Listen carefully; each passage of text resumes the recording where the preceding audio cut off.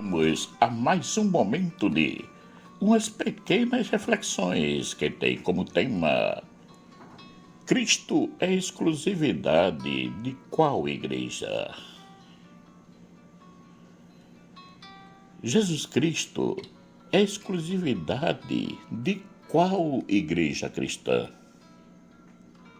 Prestem bem atenção que a pergunta é: exclusividade de qual igreja? E não qual é a igreja cristã verdadeira.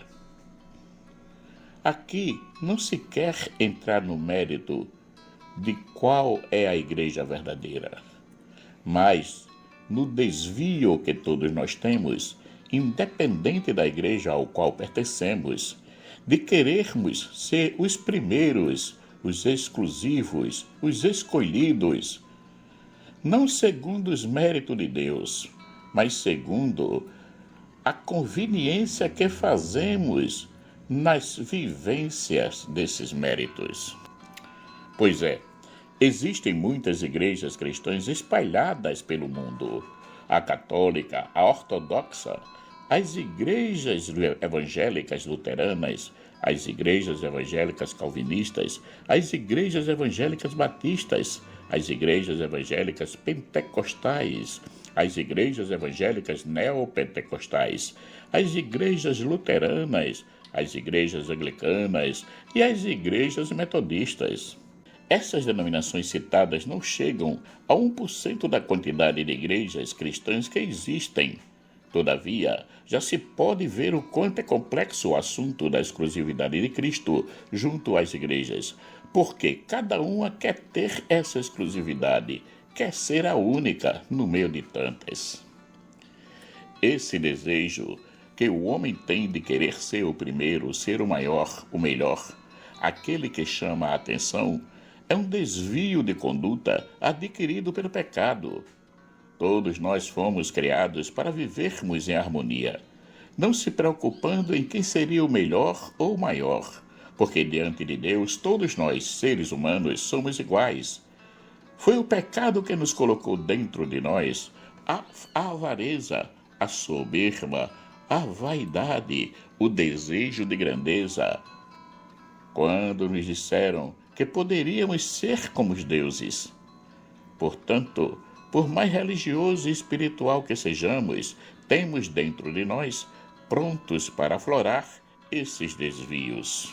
Já no Antigo Testamento, encontramos um exemplo disso em Números, quando Deus distribuiu um pouco do Espírito que tinha dado a Moisés com os 70 anciãos. Porém, tinham 2 anciãos que não estavam presentes no momento da distribuição, pois continuaram na tenda. Mesmo assim, eles receberam a graça. Os que estavam presentes no momento da distribuição começaram a profetizar por um determinado tempo e pararam. Já os 2 que estavam na tenda continuaram a profetizar. Vendo isso, um jovem foi até Moisés e avisou sobre o que estava acontecendo. Josué foi e disse a Moisés: Meu senhor, manda que eles se calem. Números capítulo 11, versículo 28. Mas Moisés respondeu: Tens ciúmes por mim? Quem dera que todo o povo do Senhor fosse profeta e que o Senhor lhe concedesse o seu espírito. Número capítulo 11, versículo 29. Vemos aqui bem claro um ato de querer exclusividade, porque aqueles não estavam no grupo, não tinham o direito de fazer o que estavam fazendo. Com Jesus acontece a mesma coisa. Os apóstolos encontram um homem expulsando o demônio em nome de Jesus. Então João vai até o mestre e diz: Mestre, vimos um homem expulsar demônios em teu nome, mas nós o proibimos, porque ele não nos segue. Marcos capítulo 9, versículo 38. Vemos aqui, mais uma vez, um outro ato de exclusividade. Só porque não faz parte do grupo dos apóstolos, esses homens não podiam fazer o que estavam fazendo. Jesus, muito sabiamente, responde a João: Não o proibais, pois ninguém faz milagre em meu nome para depois falar mal de mim. Quem não é contra nós é a nosso favor. Marcos capítulo 9, versículos 39 e 40. Vemos que nem mesmo Jesus quis exclusividade para si mesmo, para o seu grupo, enquanto nós vivemos brigando por essa exclusividade. Na continuação do diálogo com João, Jesus nos diz o que é mais importante do que ter a exclusividade sobre ele. Em verdade eu vos digo, quem vos der a beber um copo de água, porque sois de Cristo, não ficará sem receber a sua recompensa. E se alguém escandalizar um destes pequeninos que creem, melhor seria que fosse jogado no mar com uma pedra de moinho amarrada ao pescoço. Se tua mão te leva a pecar, corta-a. É melhor entrar na vida sem uma das mãos do que, tendo as duas, ir para o inferno, para o fogo que nunca se apaga. Se teu pé leva a pecar, corta-o. É melhor entrar na vida sem um dos pés do que, tendo os dois, ser jogado no inferno. Se o teu olho te leva a pecar, arranca-o. É melhor entrar no reino de Deus com um olho só do que, tendo os dois, ser jogado no inferno, onde o verme deles não morre e o fogo não se apaga. Marcos, capítulo 9, versículo 41 a 48. Na resposta, Jesus diz a João e a todos nós que queremos ser seus seguidores, que o mais importante não é fazer parte do grupo A ou B e ficarem disputando de quem é a exclusividade de Cristo. A pertença a Ele. Não, o mais importante não é isso, mas é o amor. Em verdade eu vos digo, quem vos der a beber um copo de água porque sois de Cristo, não ficará sem a sua recompensa. E quem ama, nunca escandalizará alguém, muito menos uma criança, e, portanto, nunca terá o perigo de ser jogada ao mar com uma pedra de moinho grudada ao pescoço. Quem ama, nunca terá a mão e os pés cortados, porque estará sempre fazendo bem. E quem ama, nunca terá o perigo de perder o olho, porque diante de si só consegue ver o amor. Logo, as suas ações são sempre revestidas de amor. Como vemos, essa coisa de abrir a boca para dizer que aquela igreja não é cristã, é do demônio, como muitos fazem, não é de Cristo. E o pior de tudo é que fazem o maior malabarismo dialético e outras coisas mais para provar que está com a verdade. Usam até passagens bíblicas para atacar. O mais interessante de tudo é que Jesus veio apaziguar o seu rebanho, enquanto muitos desses que pertencem ao rebanho usam até a sua palavra para atacar-se uns aos outros. Que belo testemunho damos como cristãos ao mundo. Jesus demonstrou em não querer exclusividade nem para si mesmo, deixou que aqueles que estavam fazendo alguma coisa em nome dele continuassem a fazer.